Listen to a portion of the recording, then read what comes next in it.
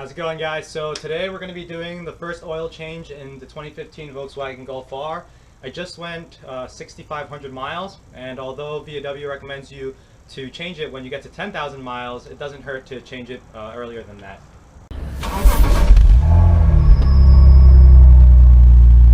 So right now the Golf R is on ramps. The R is definitely lower than the regular Golf, and so you can't really just drive the car up on ramps. You need to put like a 2x4, or in that case like a 2x6, onto the ramp so that you can get the car onto the ramps without actually scratching the bumper. There are race ramps out there that have a shallower angle, in which case you wouldn't need to do that ghetto thing right there.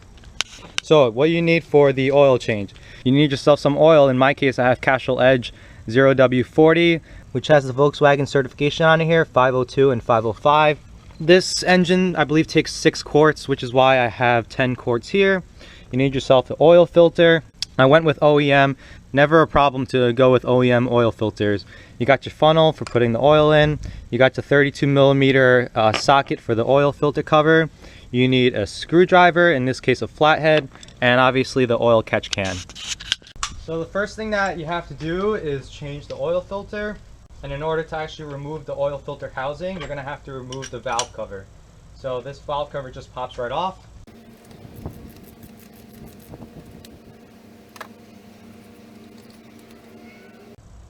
So there's going to be oil dripping down. Just make sure that you try not to drip it onto any other part of your engine. By the way, a good idea is to turn on your car for a little bit, so that the engine oil warms up just a little bit. But that's definitely something of personal preference. Your oil will still obviously come out of the car if you take off the drain plug. So this is the housing. I know that some companies out there sell an aluminum housing because they say that this will become brittle over time. So this is the original filter inside of here. All you have to do is take it out. There's actually a couple of particles in there, so we know that the filter is doing its job. I'm going to go ahead and put the new filter in. So this is a new filter in here. There's no directionality to it, so you could put it in either way. Just slide it out in there, and you're good to go on that end. This rubber O-ring comes with the OEM filter, so you can just go ahead and replace that out as well. If you get an oil filter that doesn't come with this O-ring, it's probably not a really big deal, especially if your car is new. Okay, so once that's all done, you just put this back.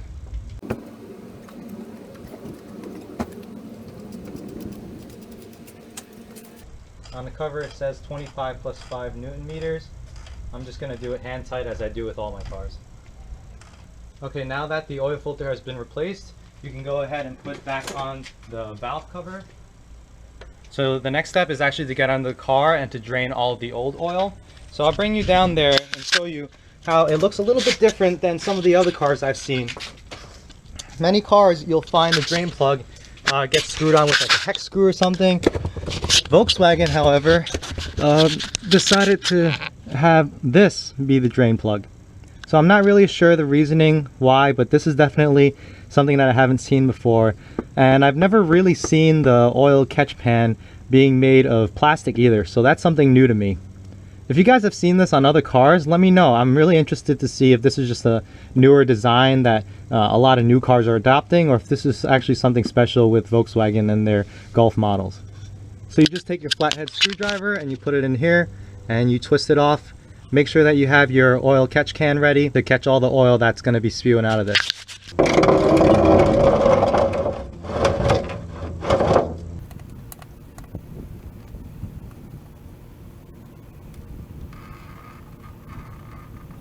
What's nice about this design is that the plug actually comes with your screwdriver, so I'm going to release it and it's all going to come out really fast. Alright, so we're just going to let this drain for 15 to 20 minutes and we'll be back to close this off.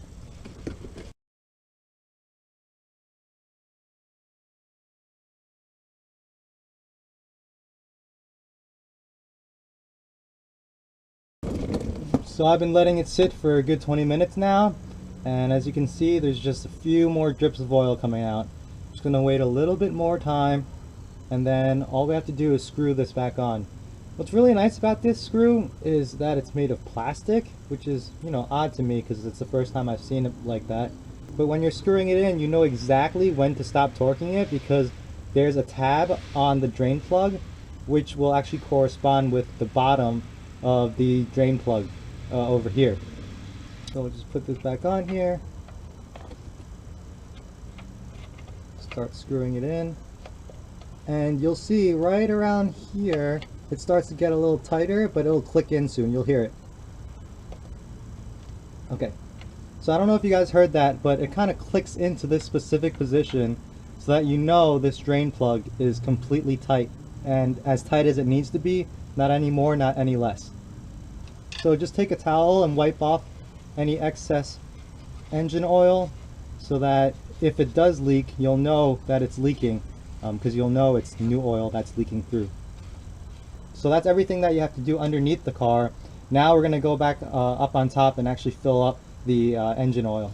Okay, so now we're going to add oil into the engine. You want to make sure that this area is clean so that you don't get any contaminants into the engine. Just twist it right off. Comes off very easily, and put your funnel.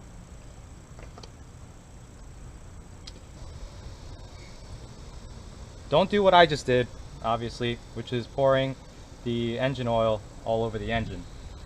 An easy way to do this is kind of put the jug in the back and lift up the funnel and just slowly pour it in. Pouring it in with the side is a lot easier than pouring it in like I did before.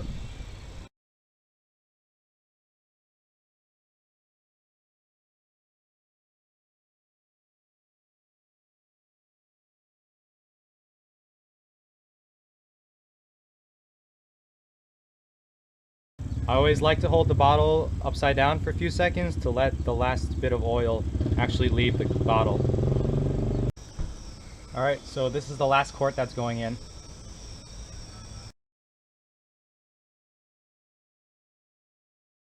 It's always better not to have enough oil than to have too much, because if you have too much, you're going to have to suction it out. If you don't have enough, you can always add more. We're going to be checking our engine oil level after we get the car down from the ramps. Obviously, we want to make sure that the car is flat on level ground before we use this dipstick right here to check our oil level. So we'll take this funnel out and we'll put the cover back on. We're going to get this car off the ramps.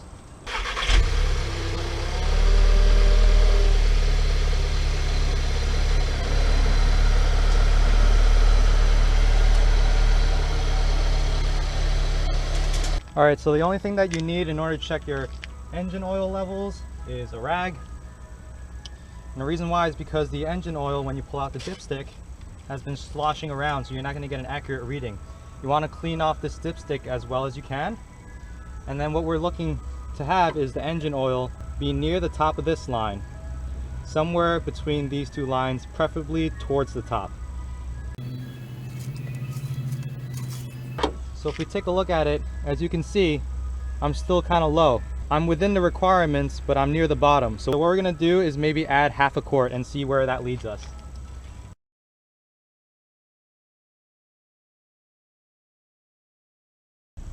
Put it back in, all the way in, all the way out, and let's see where we're at.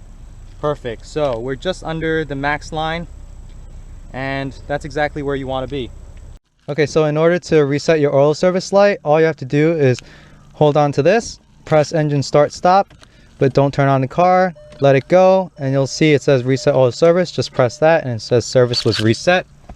And after you've done that procedure, you go into your car's navigation. You should be able to see that the next oil change service should be in 10,000 miles. Inspection, I believe you have the hazards on and then you do the same process, but don't quote me on that. So that's basically it for changing your engine oil. It's a very easy process that anybody can do, and it's definitely something that you should do for yourself. Why? Because if you bring this to a garage, they're going to use really cheap oil, and obviously you don't want cheap oil going into your car. If you pay them to use synthetic, you're paying a lot of money. So definitely recommend you change your oil yourself. If you have any questions about changing the oil on the 2015 Volkswagen Golf R, or I guess any Golf model in the 2015 year from Volkswagen, let me know in the comments below.